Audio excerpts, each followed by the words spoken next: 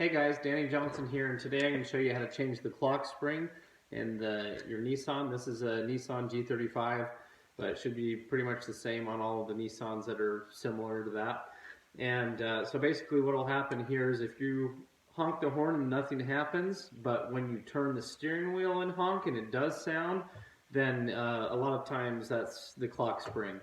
Also on this one, I noticed it fixed some of my problems where the radio wouldn't turn when I flipped the switch on the steering wheel. That now works, so maybe it was also part of that here with some of these electrical connections. So anyway, we're going to get started with this. You will need some certain tools like these tamper-proof Torx, and I'll show you that later in the video. And also a steering wheel puller. And this was the one that we used, the 27019 OEM. It worked perfectly. And so anyway, we'll get started here. Okay, so start off by making sure that the steering wheel is straight.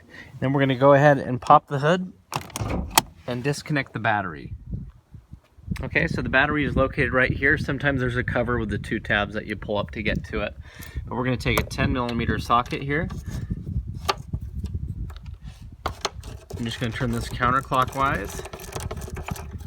And we're going to take the cable off and put it out of the way where it won't contact. If you'd like, got some corrosion building up over here, you can go ahead and just do it on the positive side just the same, so that there's no chance that we have any power going to airbag or anything like that. Okay, on each side of the steering wheel, you're going to find the little cover right here. So you're just going to take a screwdriver and pop those off. Make sure you don't lose them. You're going to get one on each side here. So once again, those just kind of pop right off. Now to remove these screws that are on the inside of the steering wheel on each side here, you're going to need a T30, so it's a Torx 30 size, and it has to be tamper-proof. So if you look at the front here, there's actually a hole in the center of the bit, and it has to have that because there's a little nub on there. It's called the tamper-proof or security bit here, and so it will not clear and go in there unless you have the hole in the nose of it. So you're going to make sure you use that one so you don't strip this out, and go ahead and remove both of those screws. Once again, a T30, and it has to be tamper-proof or security bit here. Okay, now you can pull the airbag off. Okay, next we're going to remove these two clips that are on the back side of the airbag. Okay, so we just pop this little guy up with our pick. Do the same on this one, just get this in here. And the new one comes with new ones, so if you end up breaking it, it's okay. Just don't break it down at the bottom where it attaches. There we go. So as you see, you pull the lock up on it. There we go. So we just had to pull those pins out. Now the airbag is free. Go ahead and set it aside. Okay, so we're going to come in here and just pull straight down on this to remove that. And there's a little clip on this one. So you're going to take a screwdriver and just gently push in right here on this tab, and then pull that connector off. Okay, so we just pushed in on that tab right there. Just pulled that one off. Okay, next we took our T40. Okay, so this is another Torx bit. So it's like an Allen, but it just has multiple points on the top. And we removed both of these. I already broke these loose. You're going to just go ahead and remove both of these.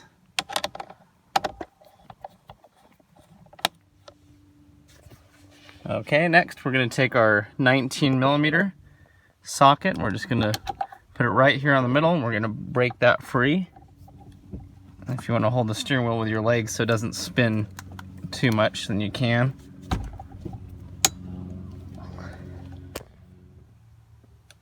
Okay, so there's our 19mm nut there, and the steering wheel is still going to be on pretty stiff. So we're going to use a puller that mounts inside these two holes and then pushes against the center here to pull the steering wheel off. Okay, so here's how the puller works. It looks like a chicken's foot, and so you're going to basically put a bolt through each of these sides here, like this and like this, and then you're going to thread these bolts into those two holes right there and there. Now make sure that you're using the correct bolts, because the kit's going to come with some that seem like they both fit, but you want to be able to turn it like this several times. If it stops after the first revolution or so, you're using the wrong one, and you can strip it out, and you don't want to do that because it takes some force to pull the steering wheel off, and if it only spins in there, you know, 2 or 3 threads because it's the wrong size, then you'll just pull the threads right out. So you'll see how this works pretty good here. These were spun in pretty good, and you don't need to go too tight with them. Just make sure that they're all the way in. Okay, next you're going to take this attachment, which is like a cone, and it's got to probably come in through the back here. And here's our thread. So here we go. We're going to go ahead and start threading this in. Once it gets back, we're putting that cone, I'm just snapping it right on. And that cone just helps center it. But we're just screwing this in until it makes contact with the center of the steering wheel. Okay, so now see how we're screwing this in? It's going right into the center of that steering wheel shaft, right there at the front. And now, as we tighten this, it's pulling, using these 2 bolts, it's pulling the steering wheel away the more that we tighten this one. So we're going to go ahead and crank down on this until the steering wheel pops off. So this is why it's important the steering wheel is straight now, because you want to have it straight when you're putting it back on too. Okay, so here we go. I'm going to hold this with my knees just to keep it straight.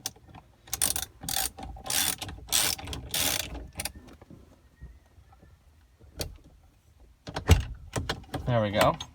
That didn't take much force at all. So now we're just going to undo these bolts again that we just did.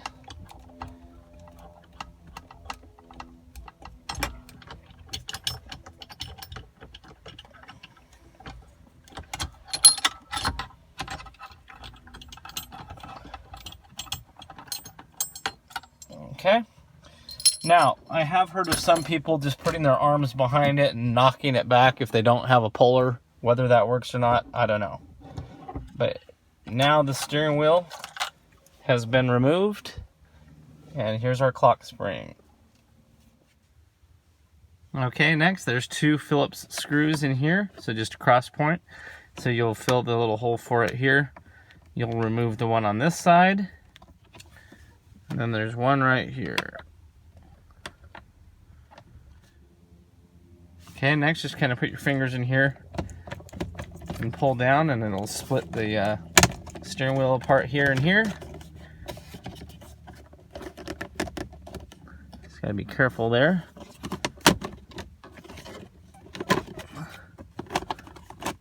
So here's the top bezel, and the bottom one is wrapped around pretty good. Okay. Next, you're going to take your Phillips screwdriver and go after these 2 screws here.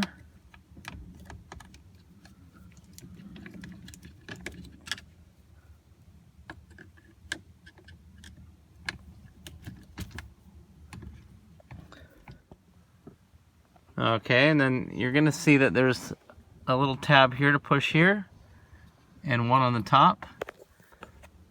So when you push both of those at the same time, you can slide out the turnstock indicator. And then this one, but this one looks like it has another wire in it behind it. Okay, and then at the very top, yeah, it's a little tricky. You got to pinch together to pull that last piece out here, this plastic one. So see how you had to pinch both of these at the same time to get it to come out of this notch here. So pinch it and pull it back. Okay, then we just have one more connector here to unplug. I'm gonna push it in right there and separate that plug.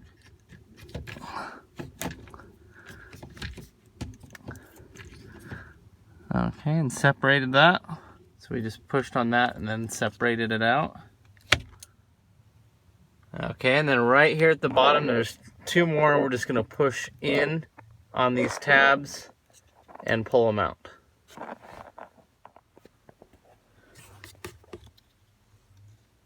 Okay, so that's pretty tricky. But yeah, you gotta just push that tab in, and while it's pushed in, then spread it apart and it'll come out. Okay, something that also works is if you get a screwdriver, push up in it there and then just twist it. Okay, so here's our old one here. We're going to take off these screws in the back.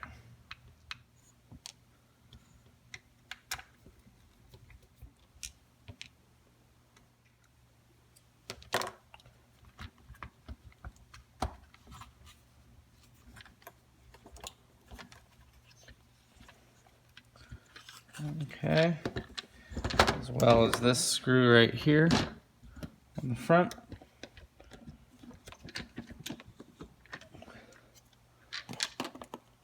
Okay, I'm going to transfer that on over here.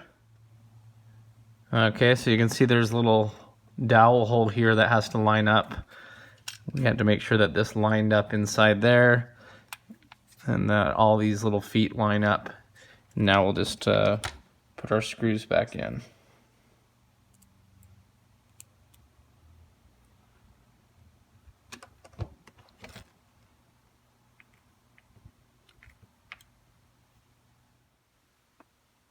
Okay, reassembly is just the opposite. Just gonna plug everything back in.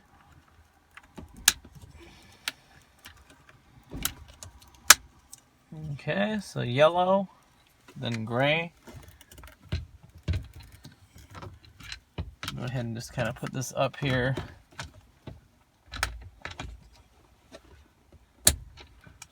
Clipped in our white one on this side.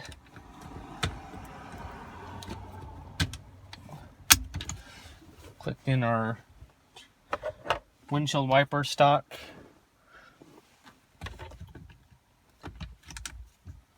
Just gonna line up this one for our turn signal indicator. Okay.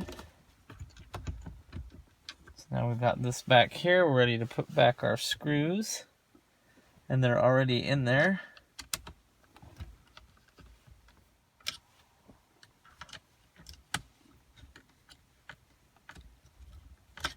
Okay, so good and firm here. Everything seems good. There's our top shroud here that goes on.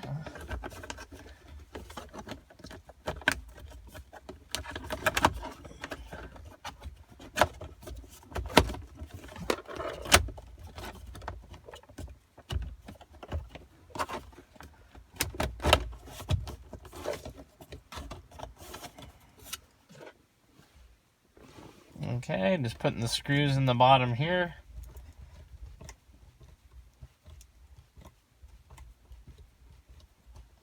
That clicked in really good here. Had that top piece all lined up.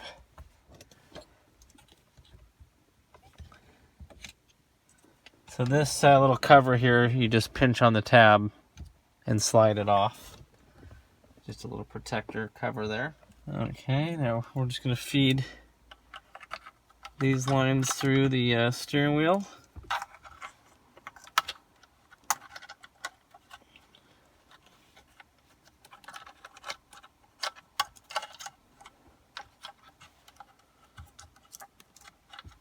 And we're going to slide our steering wheel back on here, but we want this lined up.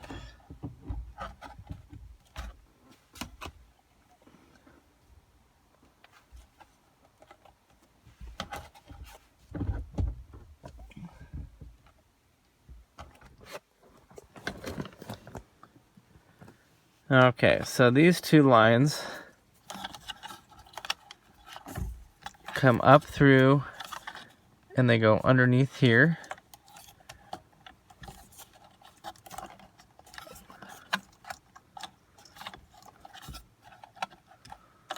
Okay, this little guy here plugs in right there.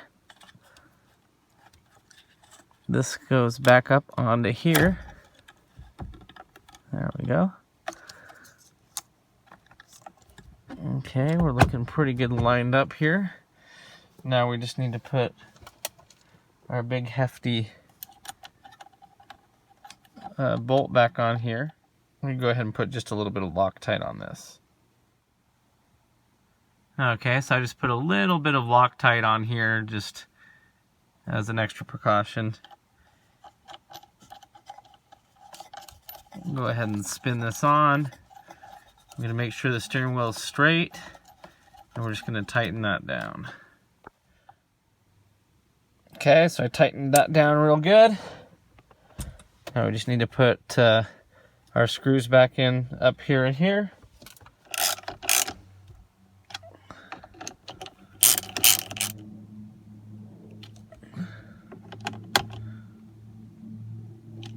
Okay, those are good and snug.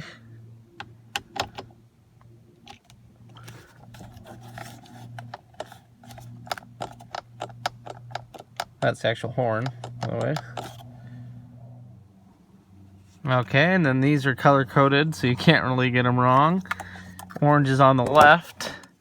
So we're gonna go ahead and just plug these in, and then we push the little snap lock down when we're done with that. Okay, so we're just gonna go ahead and put those in, and the clip goes down.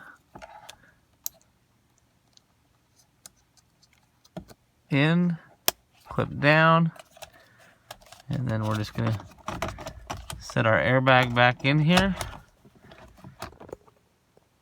So you gotta line that up just right.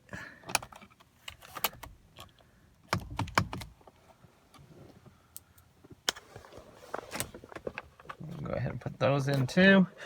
And before we get it too in, we're gonna go ahead and connect the battery. Make sure nobody is in the driver's seat when that happens, in case the airbag decides to fire. Okay, so we reconnected the battery, and I'm in the passenger seat for this, and it looks like it worked. Okay, now you'll want to turn on the car, readjust your wipers.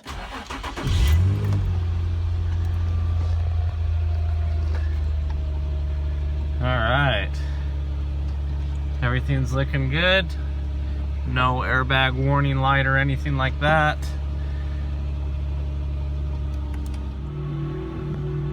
Okay, and good news with this one, a lot of these buttons didn't work before, and now they do again. I have volume going up and down, and changing the radio station and everything, that did not work.